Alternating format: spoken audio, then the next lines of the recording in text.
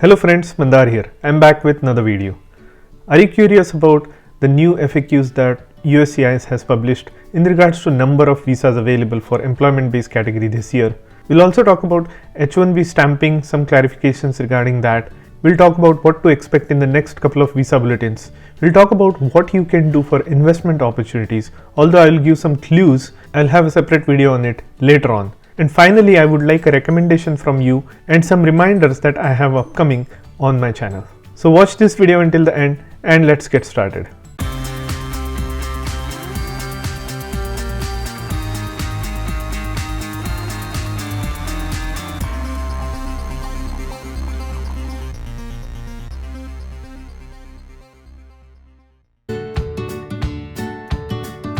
Hope you have enjoyed your Diwali in the best possible way. I did with my family and friends as well.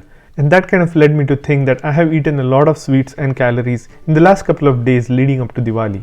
And I need to shed those. So I'm looking for a recommendation from you. If you guys are using any kind of calorie counter or food counter app, do let me know about your experience in the comments section below. There are so many out there that I can't even imagine, and as you start looking at them, looking at what it can do, it can get really confusing. So if you have any recommendations for calorie counter or food counter apps that you use in your day-to-day life, it will not only help me but also the audience on this channel. So let's see what you got. It would be interesting to see not just the positive comments, also the negative experience that you have with any particular app. Now let's talk about a couple of immigration topics before going into some other topics again. But the disclaimer, if you are here for the first time, welcome. My name is Mandar and I make immigration and lifestyle related videos for US and Canada. I'm not an immigration lawyer, so anything that I say on this video or on my channel is for information purpose only. And for your specific immigration needs, before you take any action, you should hire a competent immigration lawyer. So before we go any further, check out the links in the description of this video, because there are some affiliate links, and if you are interested in buying any of those products, the channel will get a little bit of a commission, and that is greatly appreciated. And while you are down there, also don't forget to hit the like button if you like the content of this video. That really helps to propagate this video across YouTube. Now lots of questions regarding L1B amendment, L1B to L1A amendment. Now this all entirely depends on your company. L1B and L1 is basically a blanket petition if it's not individually applied.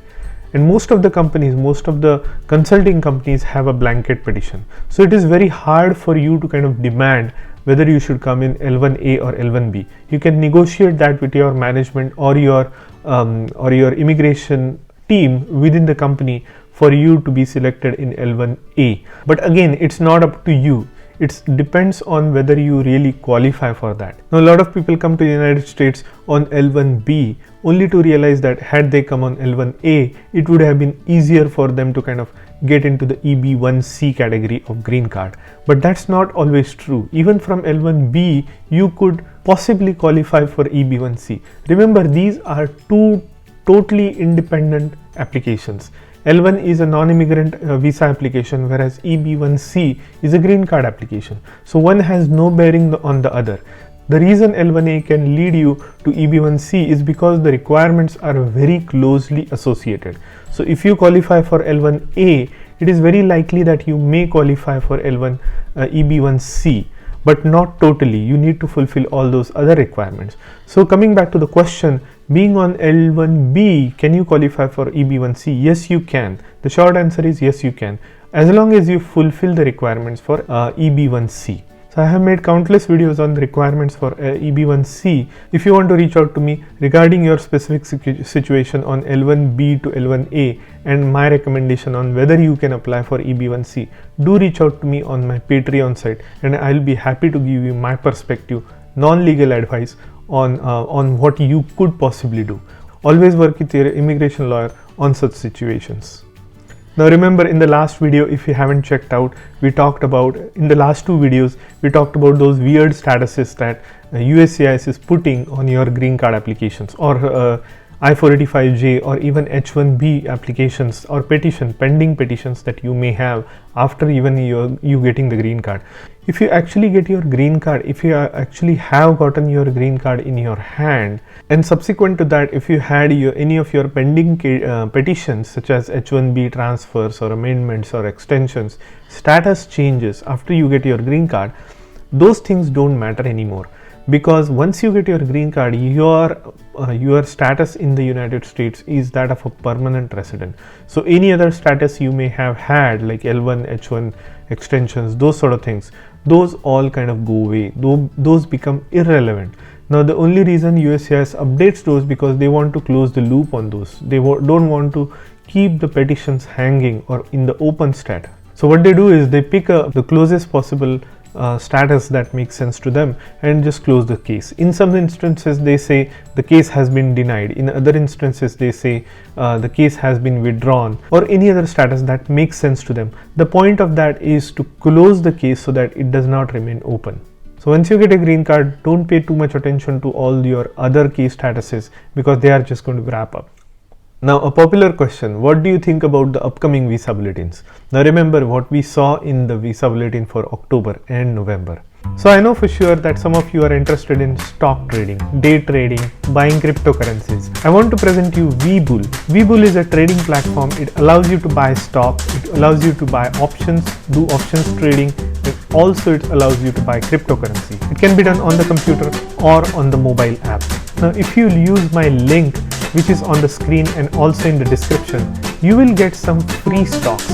WeBull has announced that it will give 12 free stocks if you use my link, and those free stocks will be valued up to maximum of $30,600. So when you open an account using my link, you will get 2 free fractional share stocks. That value could be anywhere between $3 to $300. If you deposit at least 1 penny, you will get 4 to 10 free additional stocks valued from $7 to $3,000. So that's 12 stocks from WeBull free for you if you use my link. We saw that the dates have stalled for EB1, EB2 and EB3. Well, EB1 is current.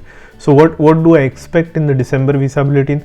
I actually expect 50-50. My inclination is going to be towards that they are not going to change any dates in December. It will be the same as October and November. But there is a slight chance that if they have completed their work of numbers consolidation, what I mean by that, knowing all the numbers that are going to be spilled over from ROW, rest of the world category for EB, and also from the FB category from last year, if they have a good handle or good sense of what those numbers are going to look like, then they may progress the dates in December itself. But I would not bet on the December visa bulletin for EB2 and EB3 to change. If it changes, that's a bonus, but it will likely happen in January visa bulletin. That's just my personal opinion. So I don't want to spend a lot of time on this particular topic, but know that in the next 2 months dates may change. Once they get more information on the spillover visa numbers for EB category, EB2 and EB3, they will be in a position to progress the dates forward. Now someone asked me a question in the last video. We covered the topic about possible H1B stampings happening in the United States. So there was a recommendation from a committee, presidential committee, to the president that why not allow H1B people to have their stamping done after their extensions within the United States, because it is a hassle for them to go back to their own country or go to Canada or Mexico, get a visa appointment date and then have the stamping done. Instead, if they can do it within the US, it will be very beneficial. And some people have asked whether that applies to L1 or O1 or other visa categories where it's also necessary to get your stamping done if you have to travel. Now my preliminary assumption is this recommendation was done only for H1B, but if you think about it, it will not be far-fetched to think that visas such as L1, O1 and others, or even F1 visas could be done, those visas could be re-stamped within the United States. So it could extend beyond just H1, but the recommendation as I read it was only for H1B. Now I want to take a pause here and remind you about an upcoming webinar that I'm going to have in November, last week of November, specifically on November 21st, but I'm still figuring out that date. Now this will be with a Canadian immigration lawyer and the CEO of Synthesis company. They have gathered together the information on various different avenues how you can switch your job and work from Canada instead of being in the United States. Either work for the same job or find a new employer in Canada while you are waiting for your green card date to become current. So we'll talk about that. So if you are interested in that topic, I'll give more information on it as it becomes available in my upcoming videos. Now another common question that I got, and unfortunately this is the layoffs are again happening in a lot of companies, not just regular consulting companies but also the top tech companies. I've seen a lot of big companies rescinding their offers once they were out. After the final interviews, have rescinded their offers to their prospective job applicants. So that is not a very good situation. And in some cases, there are layoffs happening as well. Now, if you are in a situation where you are very close to getting your green card before September 30th, and unfortunately, if you did not get it, and now you are in the retrogression situation, and now if you lose your job, now, based on the fact that you are still on the pending adjustment of status, in terms of status, you should be fine. Also, if you have EAD card, you should be fine also, because then you can use your EAD card to look for your next job. But if you are just on H1B and if you don't have your I-485 applied, which means you are not in the pending adjustment of status, then you have a problem. And if you lose your job on H1B, technically you only have 60 days to find your next job, because that is the timing is very critical. You need to find your another employer who will get your H1B visas transferred, or you should change your status to some other visa. So that needs to happen within 60 days or you will have to leave the country. So remember, if you are on 485, if you are on pending adjustment of status, you don't need to worry even if you have a layoff situation. Because now there is an updated FAQ on USCIS website, and there are few new details that you might want to look at. So this is the page where it says fiscal year 2023 employment based adjustment of status FAQs, and it will say the first sentence is really interesting.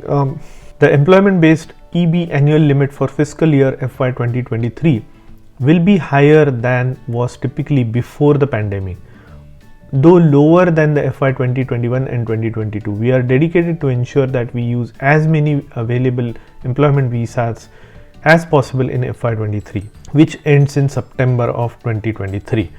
So here you can check out all the numbers that are given. I would be particularly interested in the second question, which I'm just going to read out. Can you estimate how many employment-based immigrant visas USCIS or DOS will use in the FY23?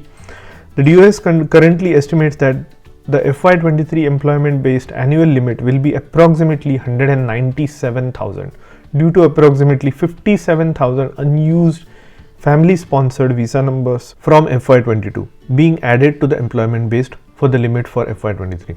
USCIS is committed with its partner to use all available employment-based visas in 2023. So this clearly indicates that we have about 57,000 visa numbers available, additional visa numbers available, making it total to 197. So this will mean that the dates are going to move forward. Now the next paragraph is also very interesting, and I want to read it out in entirety, and you can tell me what you interpret about it. Our immigration and citizenship data, all USCIS application and petition form types, and application for adjustment of status form I-485 quarterly reports do not provide a comprehensive picture of employment-based visa use. The quarterly reports do not include the visas issued at our partners at DOS. We already knew that. These numbers do not include the Department of State numbers which are allocated at the consulates, and they include the fourth preference category under other. The quarterly legal immigration and adjustment of status reports published by the DHS office but capture immigrant admission at ports of entry rather than immigrant visa issued by DOS. As a result, do not reflect year-to-date visa use. Neither reports can be used to determine the number of employment-based immigrant visas during a quarter. So what does this mean? This means that whatever USCIS is saying, whatever data we display or give you is not to be used in an absolute terms. So don't go and make speculations on the data that we provide you. So all those people who keep asking me why are your speculations, not data driven, because the data itself and USCIS admits that whatever quarterly data or the quarterly numbers that we provide are not to be read to predict anything in the future.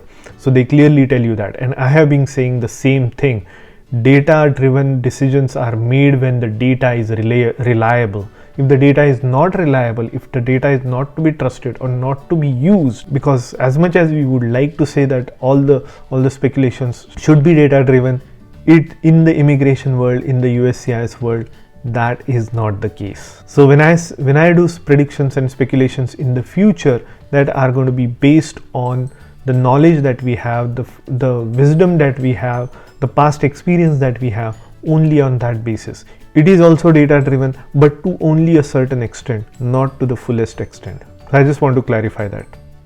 And then the last point I wanted to cover is, a lot of people are asking me about what are the things that we can do after we get a green card. What are the opportunities other than changing the jobs and starting up your new startup company? So there are a lot of other things that I have covered in my previous topics, and let me make a special video next time on investment opportunities and what you can do, what you can invest in. There are certain things that you can invest in. You can invest in art, you can invest in crypto, you can invest in ETFs, you can invest in stock, bonds, you can invest in real estate, you can invest in gold bonds, you can invest in gold, rare metals. There are endless opportunities in this space. So let me talk about them in my next video.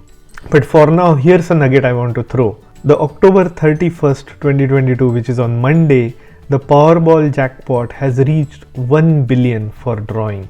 So if you haven't already purchased your ticket for the Powerball draw, go ahead and purchase it. And I'm also going to buy my own ticket. So that's a nugget for you.